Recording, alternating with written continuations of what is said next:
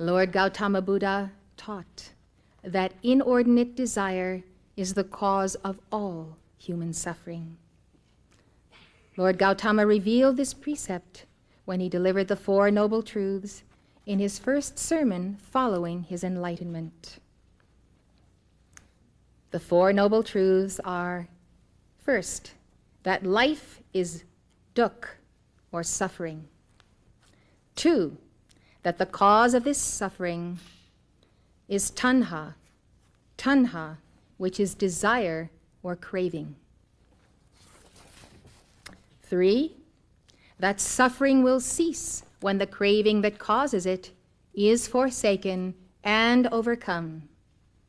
We must forsake it, then we must wage war against it and overcome it, lest it overcome us.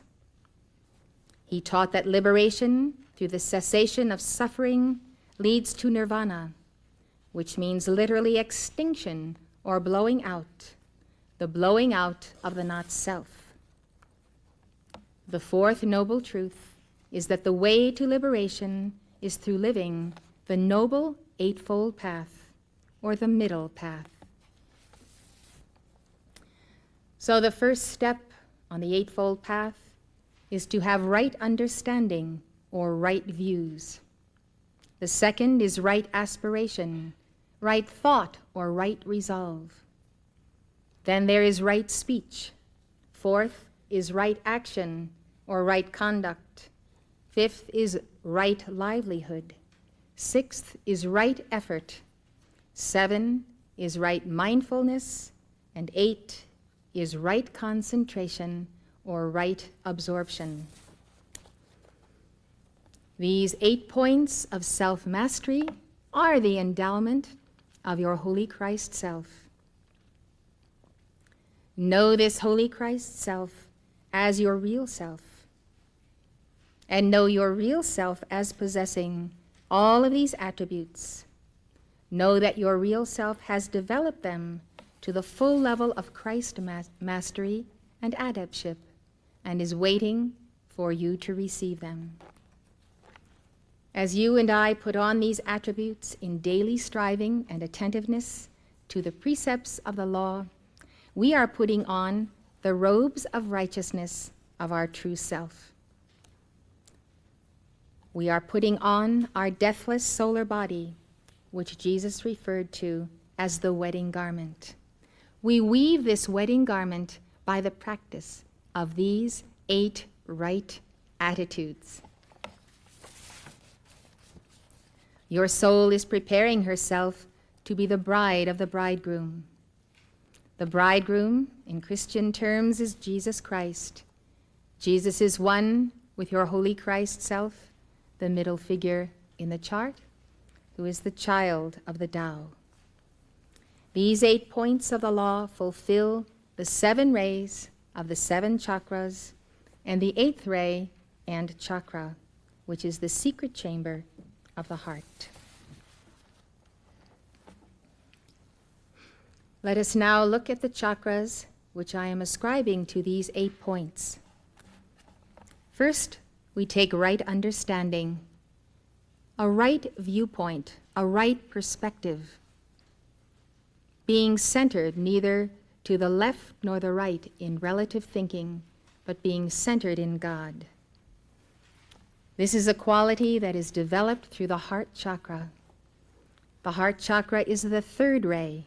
The color is pink and may intensify to a deep rose. It has 12 petals. Give me, O Lord, an understanding heart. The second is right aspiration or right thought, right resolve. This is a right attitude that must be had by the soul if the soul is to return to the Christ self and to the I am presence. This is the seat of the soul chakra, the seat of the soul chakra. The seat of the soul chakra, therefore, is the place, the abiding place of the soul. It has 6 petals.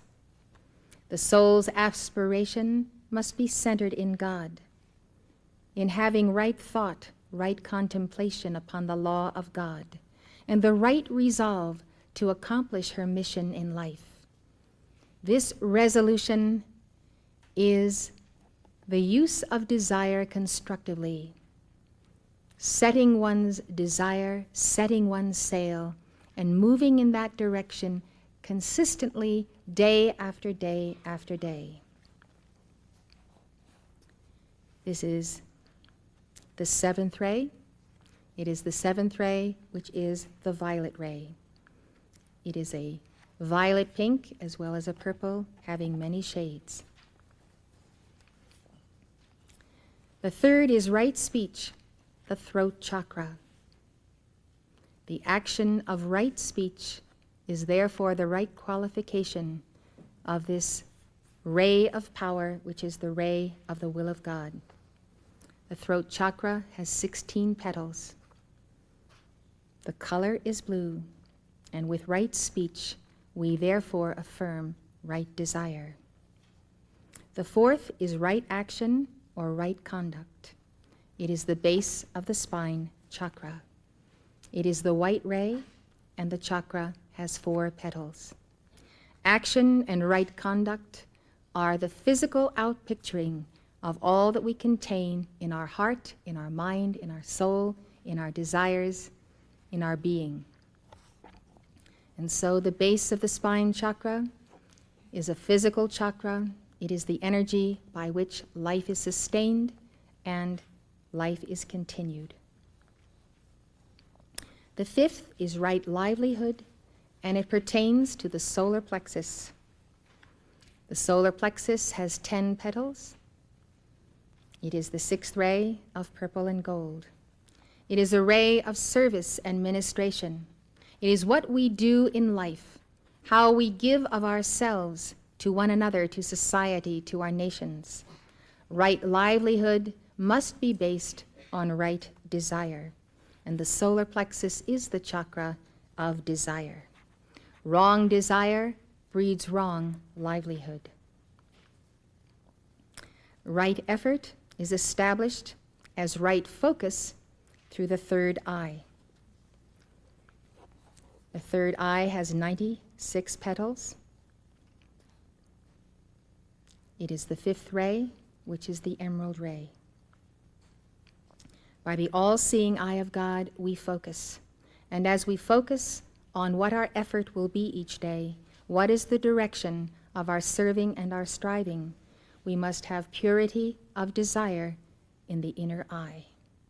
We must not lust after another, be jealous of another, want what someone else has. Right effort is based upon a direct relationship with God.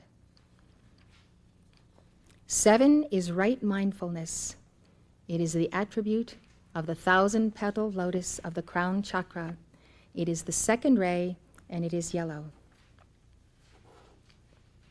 Right mindfulness is always moving to establish oneself in the mind of God that was in Christ Jesus, that was in Gautama Buddha, and all those who have attained that oneness.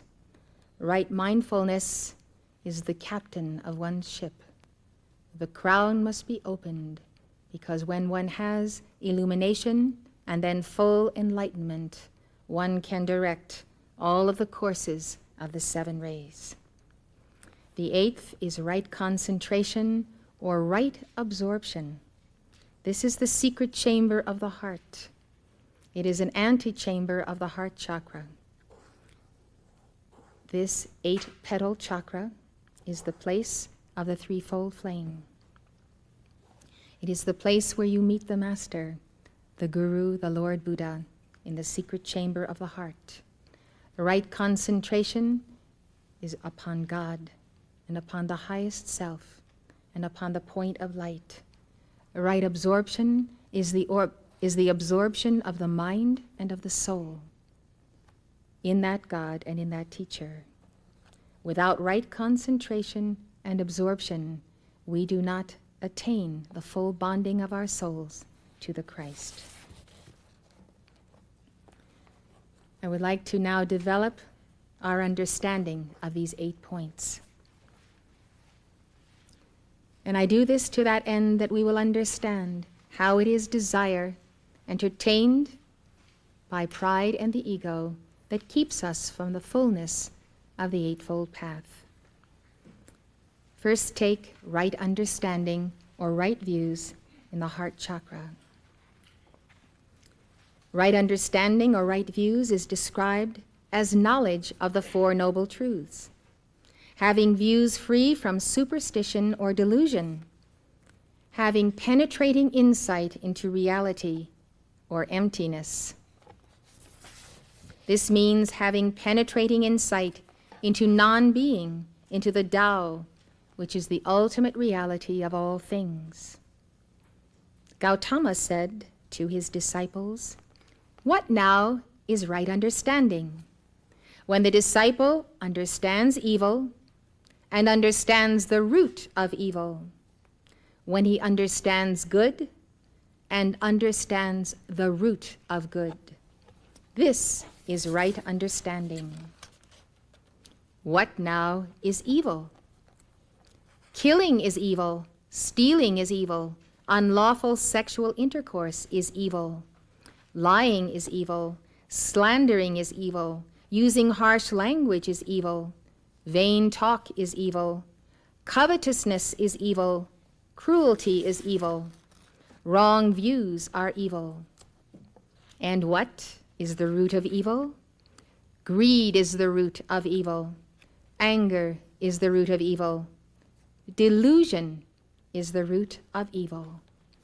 Greed, anger, and delusion are the roots of evil. And what is the root of good? Freedom from greed, freedom from anger, freedom from delusion is the root of good. When we think about these conditions of consciousness, greed and anger, we can objectively see them and determine whether they are in us or not. But when it comes to delusion, we are self-deluded by our own desires, by our own pride and ego. We are so much a part of the ego and the pride and the desires that we do not know we are in a state of delusion until increment by increment we catch a higher insight and we observe ourselves mounting an inner spiral staircase, if you will, to a point of enlightenment that, if we are observant, we recognize we did not have yesterday. And if we are wise, we will write down the experience and the insight and anchor into it and take another step. Freedom from self-delusion is a great necessity on the path. We need to pursue it with all intensity in our prayer and our thought and our daily consideration of the steps we take and what we do. When the disciple understands suffering, says Gautama, and the cause of suffering, that is, desire as the cause of suffering, when he understands the cessation of suffering and the path that leads to the cessation of suffering, which is the Eightfold Path, this is right understanding. You begin to see what it takes to perfect the 12 petals of the heart chakra. It is the perfecting of love, because only by love, love for God, love for the master, love for the teacher, love for the flame in one's heart, gratitude for the opportunity of being, gratitude for this body, whereby we may work through our karma and our desires. In all of these things, we find the perfecting of the heart. The perfecting of the heart with its 12 petals requires us to seek mastery under the 12 hierarchies of the sun and the 12 lines of the cosmic clock. So Gautama Buddha says to his disciples, when a monk sees that form, feeling, perception, tendencies, and consciousness are transient, in that case, he has right understanding. Form, feeling, and perception are transient. Our forms change every day, our feelings move up and down and flee from us, and our perceptions somehow are changing almost as though we were looking through a kaleidoscope. Gautama Buddha says, "But should anyone say, 'I am not willing to lead the disciple's life under the perfect one, unless the perfect one first tells me whether the world is eternal or temporal, whether the world is finite or infinite, whether the personality is identical with the body, or whether the personality is one thing and the body another, whether the perfect one continues to exist after death, or does not continue to exist after death, such an one would die ere the perfect one could tell him all this. It is as if a man were pierced through by a poisoned arrow, and his friends, companions, and near relatives called in a surgeon, and he should say, 'I will not have this arrow pulled out until I know who the man is that has wounded me, what is his name, to what family he belongs, whether he is tall or short, of medium height, whether he is of the royal caste or the priest's caste, a citizen or a servant.' Verily, brothers, such an one would die ere he could sufficiently get to know all this."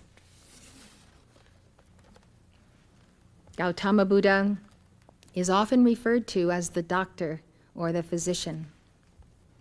He says, "Oh, that the man who seeks his own welfare might pull out this arrow of lamentation, of pain, and of sorrow.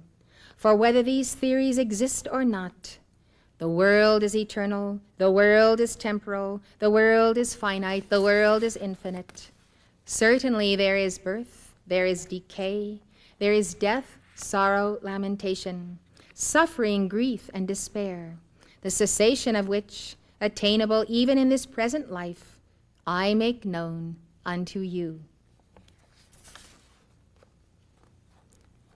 And so both Jesus and Gautama shunned the human questionings of the human intellect and sought to raise the soul to pursue the aspiration of oneness with the mind of God, whereby all things can be known. Jesus taught that understanding is of the heart. He spoke to the multitudes in parables because he said, "Seeing they see not, and hearing they hear not, neither do they understand." May you also teach by the parables of Gautama and Jesus, and know that by these stories that are told by the masters, based on eternal truths, many will understand the Eightfold Path. Jesus said, "For this people's heart is waxed gross, and their ears are dull of hearing, and their eyes have closed, lest at any time they should see with their eyes, and hear with their ears, and should understand with their heart, and should be converted, and I should heal them." This is an interesting teaching because Jesus is saying that God has allowed these people's hearts to wax gross, and their ears to be dull, and their eyes to be closed by their own karma, because God is not ready to convert them. God is not ready to bring them to the eternal truths until they themselves desire those truths more than their grossness and their dullness and their absence of spiritual vision. Proverbs says, "The heart of the prudent getteth knowledge, and the ear of the wise seeketh knowledge. Wisdom is the principal thing. Therefore, with all thy getting, get wisdom. And with all thy getting, get understanding." When the Lord asked Solomon what he would have, Solomon asked for right understanding. "Give therefore thy servant an understanding heart to judge thy people, that I may discern between good and bad. For who is able to judge this so great a people? Who indeed? We may ask the same question today. By what standard can we measure ourselves or anyone else? By the standard of the law that God has written in our inward parts, even in the secret chamber of the heart. Lao Tzu says in the Tao Te Ching, to understand others is to have knowledge. To understand oneself is to be illumined. To conquer others needs strength. To conquer oneself is harder still. Right understanding doesn't come from books.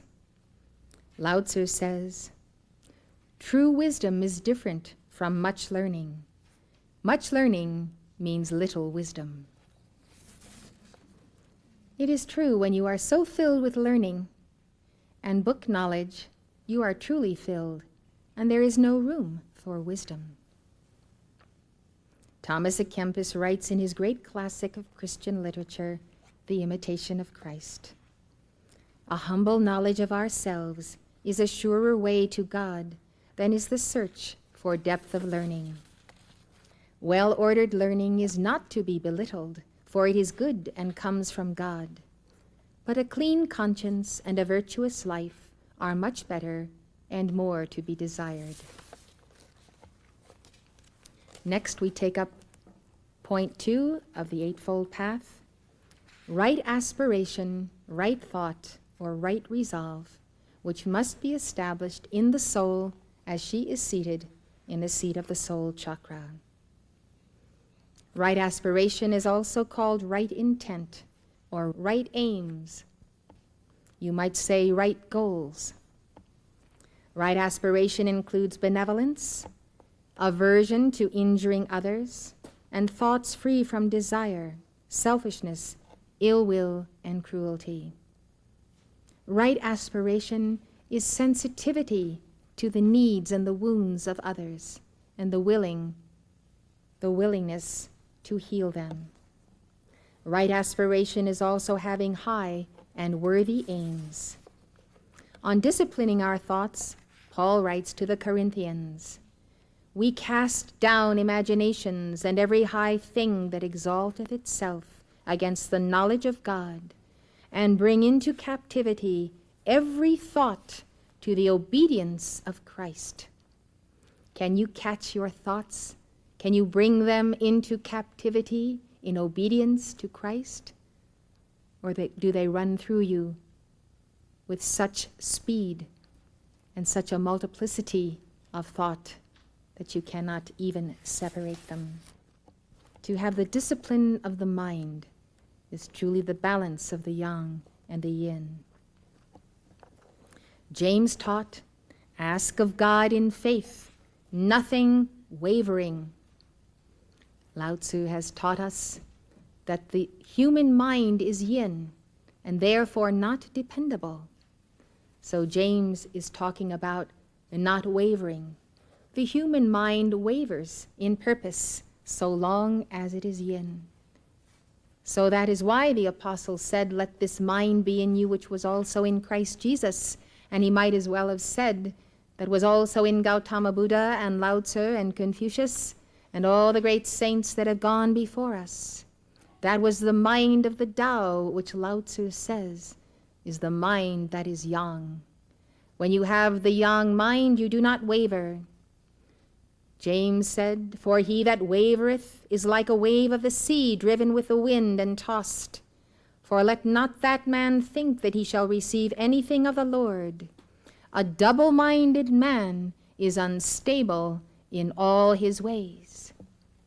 We don't think of ourselves as unstable, but we are not stable when we are pulled from the goals that we have set ourselves to on a daily basis.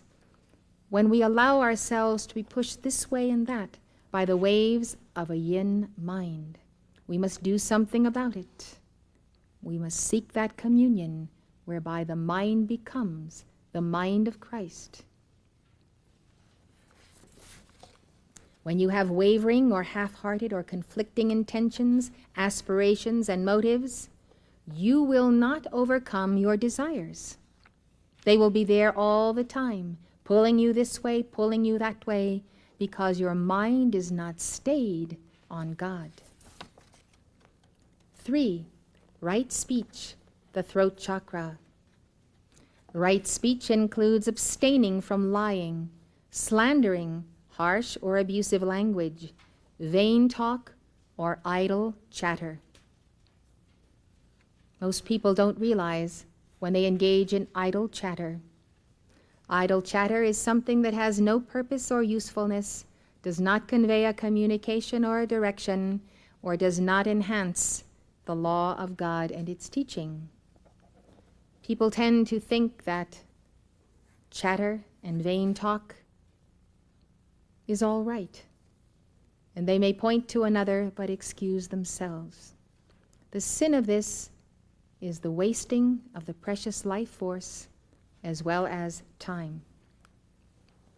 Right speech is speech that is kindly, open, and truthful. Gautama said to his disciples, "What, brothers, is right speech? A man has overcome lying, and he abstains from telling falsehood. He speaks the truth. He is devoted to the truth. He adheres to the truth. He is worthy of confidence, is not a deceiver of men. Coming now amongst people or amongst relatives or into a meeting or being brought before a judge and asked to give testimony. Come, good man, tell what thou knowest. He answers if he knows nothing, I know nothing. And if he knows, he answers, I know. If he has seen nothing, he answers, I have seen nothing. And if he has seen, he answers, I have seen. Thus he never knowingly speaks a lie, neither for the sake of his own advantage, nor for the sake of another person's advantage, nor for the sake of any advantage whatsoever. He has overcome slandering. He abstains from abuse. What he has heard here, he does not repeat there, so as to cause dissension there. And what he has heard there, he does not repeat here, so as to cause dissension here. Thus he brings together those that are at variance, establishes those that are united. He delights in concord. It is concord that he spreads by his words. He has given up harsh language. He speaks words that are free from rudeness, soothing to the ear, loving, going to the heart, courteous, rejoicing many, elevating many. He has overcome vain talk. He speaks at the right time, speaks in accordance with facts, speaks to the point. He speaks about the Dharma, the law and the teaching, and the discipline of the order. His speech is of real value and agrees with its object. He bears in mind the injunction which says, in meeting one another, brothers, there are two things that ought to be adhered to, either conversation about the truth or holy silence. This, brothers, is right speech. I truly believe that the misuse of the throat chakra and the violation of right speech is something that all of us can get into very easily. It is so easy to make karma by the power of speech. It is good to have a fast of silence just to spare oneself the making of karma.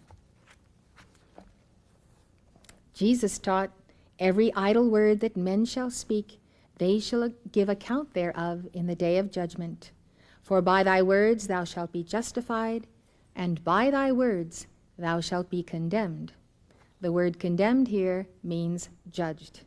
And who are we judged by? We are always judged by the Holy Christ self, our real self and teacher. In his epistle, James gives this instruction on right speech to the early Christians. Let every man be swift to hear, slow to speak, slow to wrath.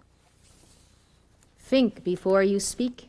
Think before you allow your anger to be unleashed. If any man among you seem to be religious and bridleth not his tongue, but deceiveth his own heart, this man's religion is vain. If any man offend not in word, the same is a perfect man, and able also to bridle the whole body.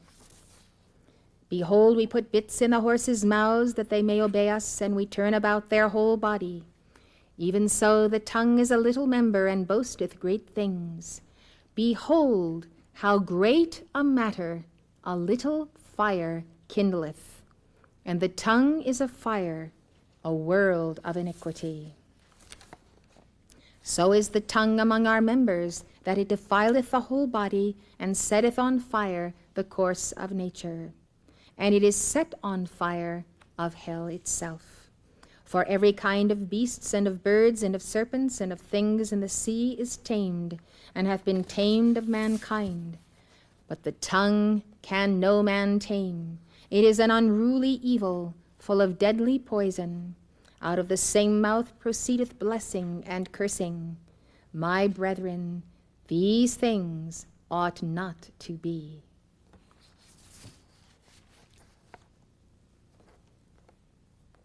So we see how we make the karma of the first ray of the will of God, the blue ray, through the power center, the throat chakra. Let us guard the action of our word. Let us observe our speech and speech patterns. Let us observe the vibrations of our speech. And let us master this chakra and this ray. Number 4, right action or right conduct. This is the base of the spine chakra.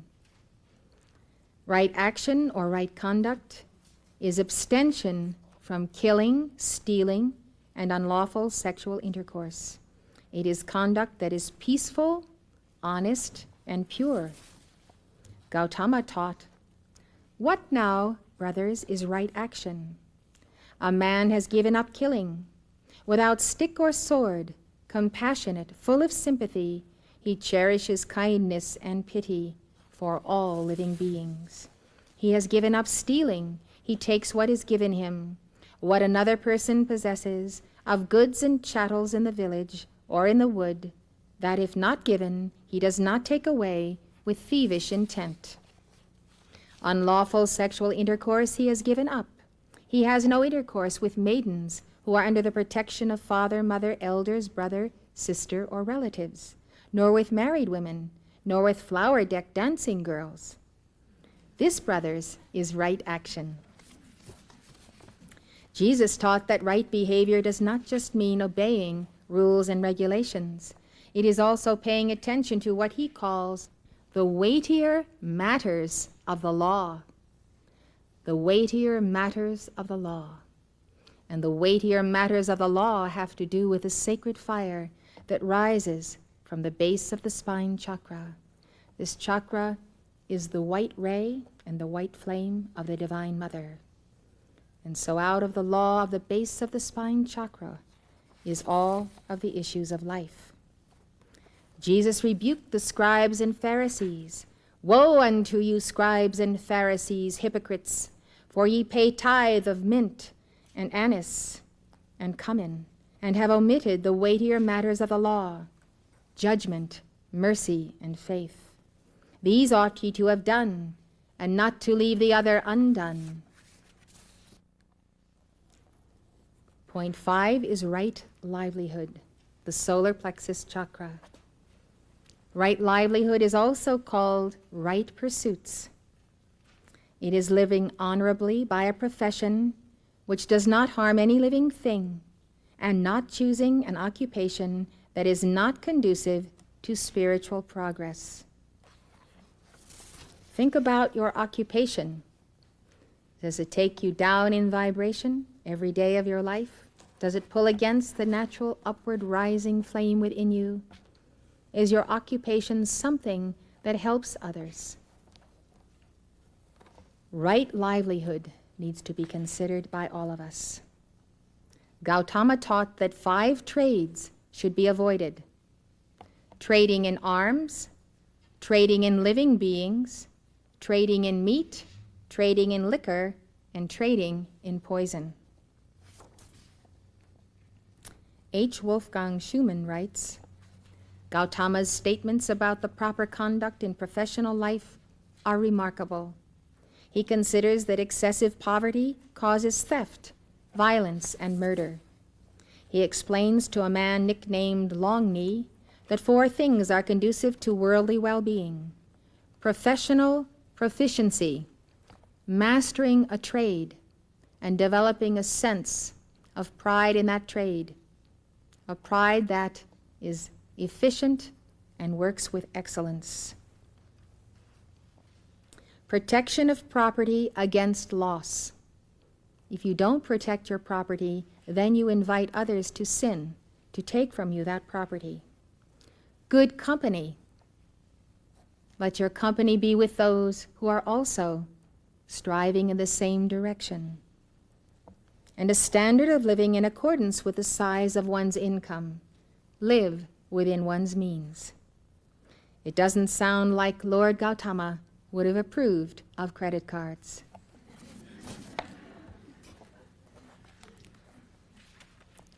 Using credit cards incurs future karma when we have enough karma to work on today.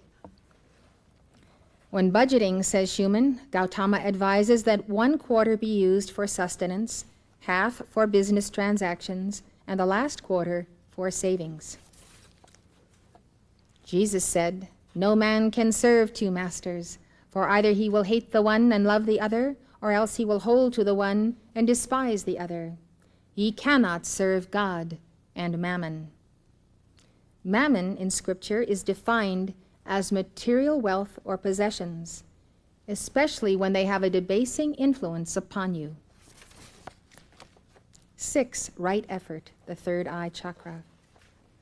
Right effort entails right exertion in self-training and self-control.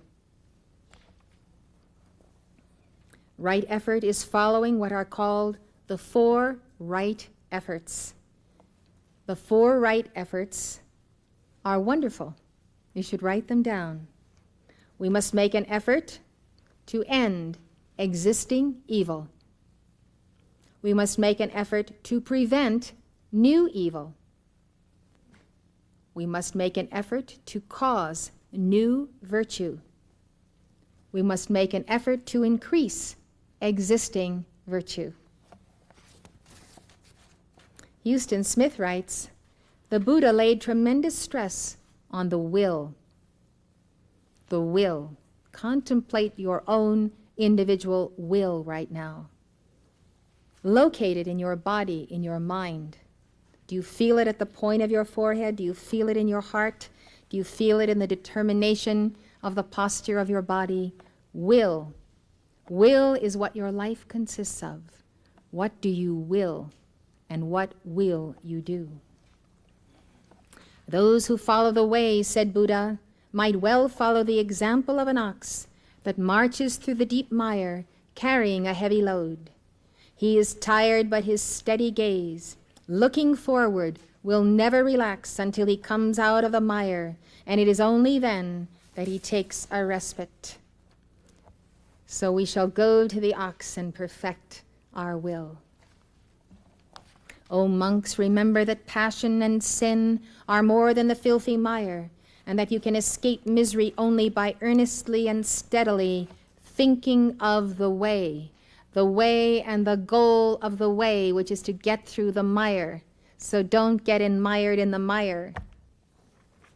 A low level of volition, says Smith, a mere wish not accompanied by effort or action to obtain it, simply will not do.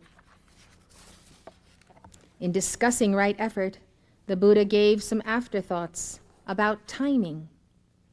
He said inexperienced climbers out to conquer their first major peak are often impatient with the seemingly absurd saunter at which their veteran guide sets out.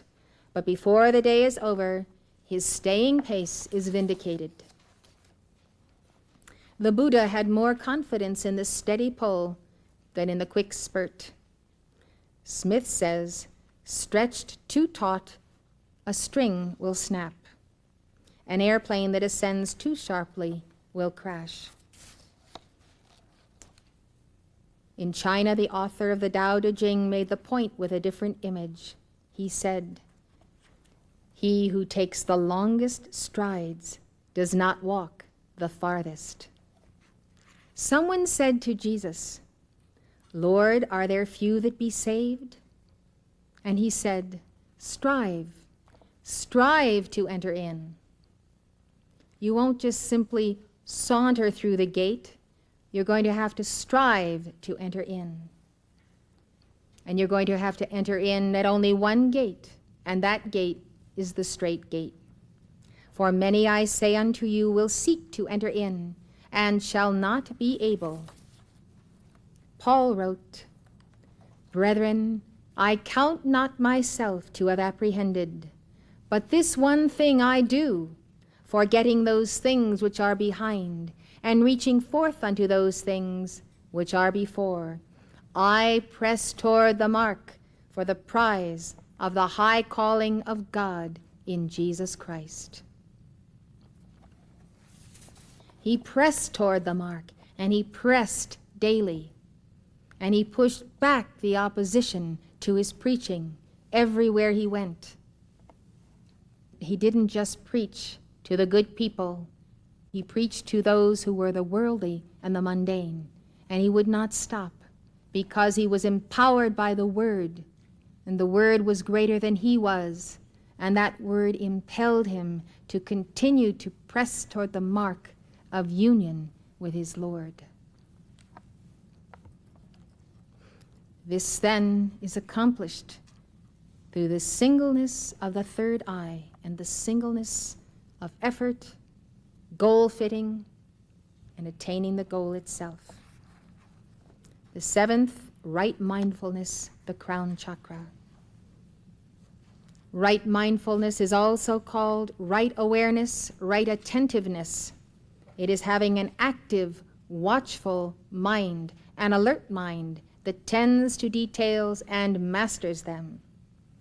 Schumann says right mindfulness is mindfulness of the body, sensations, mind, and mental objects, awareness, spherical awareness of yourself and your world and what is going on this planet at all planes of consciousness.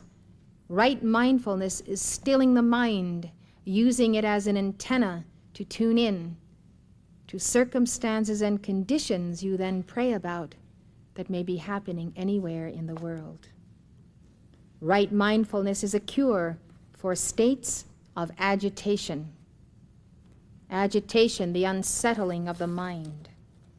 A person who, in a fit of rage, becomes conscious of his outburst is already on his way to inner balance. When you observe yourself and detach yourself from your actions, then you can depersonalize them and therefore correct them. This is not a process of not taking responsibility. It is a process of objectivity. If you will be objective about what you hear yourself saying and see yourself doing, you can take command of this situation from the very centeredness of your being, in the heart, in the crown. Gautama said, "And what, monks, is right mindfulness?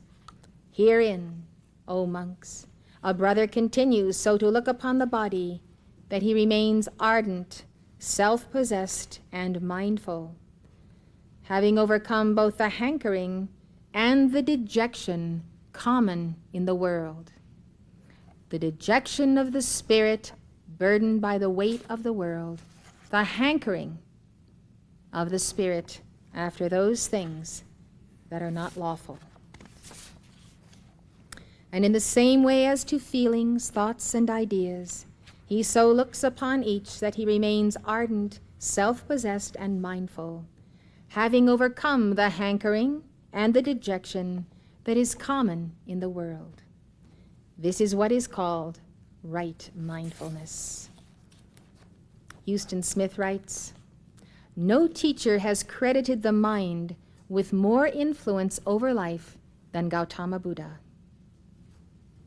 He says the best loved of all Buddhist texts, the Dhammapada, opens with the words, "All that we are is the result of what we have thought." All that we are today is the result of what we have thought. Every thought we have sent forth has returned to us to manifest what we see in the mirror today. What is ourself?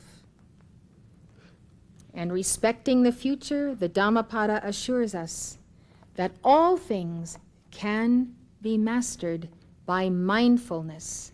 Be mindful of the causes you set in motion, and you will control the effects.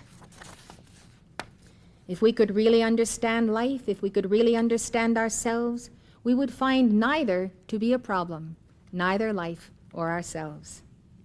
Humanistic psychology proceeds on the same assumption. The Buddha saw ignorance, not sin, as the offender, because ignorance is what causes us to sin. And ignorance is the density that comes from inordinate desire. Our inordinate desires make us dense, hence we become ignorant, hence we sin. More precisely, insofar as sin is our fault, it is prompted by a more fundamental ignorance, most specifically, the ignorance of our true nature. Our true nature is truly revealed in this magnificent chart of your divine self. Your true nature begins with the great Tao, who spoke to Moses as the I am that I am, that great causal body of spheres within spheres. Your true nature is the descent out of the Tao of the child of the One, that only begotten Son of God that is, your true image and likeness, your real self. Your true nature is the seed of Buddha and the seed of Christ that God has placed in your body temple here below. Your true nature is the threefold flame, the divine spark that God has ignited on the altar of your heart in that secret chamber. It is wonderful to know that the Apostle Paul knew who was the inner man of the heart, the inward man. He knew that point of the inner man as the Christ. Gautama taught that we all have a divine nature within. It is our potential for Buddhahood. If the potential is there, and we know that only God could give us the potential, then our God is there also. Therefore, how can we fail? Smith says, to gradually overcome this ignorance, the Buddha counsels such continuous self-examination. He thought it necessary because he believed that freedom, liberation from unconscious, robot-like existence, is achieved by self-awareness. The goal is to know yourself as well as others know you, to see yourself as others see you. This is the objective view that I counsel you to strive for. The aspirant is to keep the mind in control of the senses and impulses rather than being driven by them. Keep the mind in control of the senses and the impulses, not the other way around. In the Bhagavad Gita, Krishna tells Arjuna, when thy intellect shall pass beyond the tangle of bewilderment, then wilt thou reach indifference about what is to be heard or has been heard. Paul wrote, let that mind be in you, which was also in Christ Jesus. All you have to do is empty the mental body, the lower mental body, and let the mind of Christ descend into the vacuum. 8. Right concentration or right absorption, the secret chamber of the heart. Right concentration is also called right contemplation, right meditation, or right rapture. Right concentration is earnest contemplation on the deep mysteries of life. It is mental tranquility and the absence of distraction. Who controls distractions? You control distractions. In order to achieve right concentration, the 5 mental hindrances or obstacles must be inhibited. Write down these 5 mental hindrances. Sangarakshita writes, in the expressive simile of the Pali texts, trying to meditate while the mind is disturbed by the hindrances is like expecting to see the reflection of one's face in water wherein various colors have been mixed, or in boiling water, or in water covered by aquatic plants, or in water whipped up into waves by the wind, or in water that is turbid and muddy. Therefore say the scriptures, he casts away lust. He dwells with a heart free from lust. From lust he cleanses his heart. He casts away ill will, cherishing love and compassion towards all living beings. He cleanses his heart from ill will. He casts away sloth and torpor, loving the light with watchful mind, with clear comprehension. He cleanses his mind from sloth and torpor. He casts away restlessness and anxiety, dwelling with mind undisturbed, with heart full of peace. He cleanses his mind from restlessness and anxiety. He casts away doubt, dwelling free from doubt, full of confidence in the good. He cleanses his heart from doubt. We must be delivered of the 5 hindrances. The first one is lust, and it is lust within the heart that must be cast away. It is ill will that must be cast away from the heart. It is sloth and torpor, loving the light with a watchful mind. Cleanse the mind from sloth and torpor. Then restlessness and anxiety that dwell in the mind.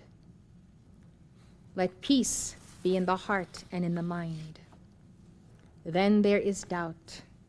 Some people doubt everything, whether life will work out for them, whether anything in the next moment or the next hour is going to happen or not happen. Doubt is such a deadly hindrance. Jesus taught the light of the body is the eye. He was speaking of the third eye.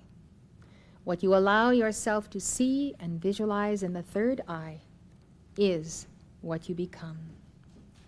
If therefore thine eye be single, thy whole body shall be full of light. By right attention, right focus, right effort, the point of the third eye literally drinks in the limitless energy of the cosmos. Remember the words of Lao Tzu on the topic of right concentration. Block the passages, shut the doors, let all sharpness be blunted, all tangles be untied, all glare be tempered, all dust be smoothed. This is called the mysterious leveling. Reach the pole of emptiness, abide in genuine quietude. To return to the root is to attain quietude. It is called to recover life. To recover life is to attain the everlasting. To know the everlasting is to be illumined.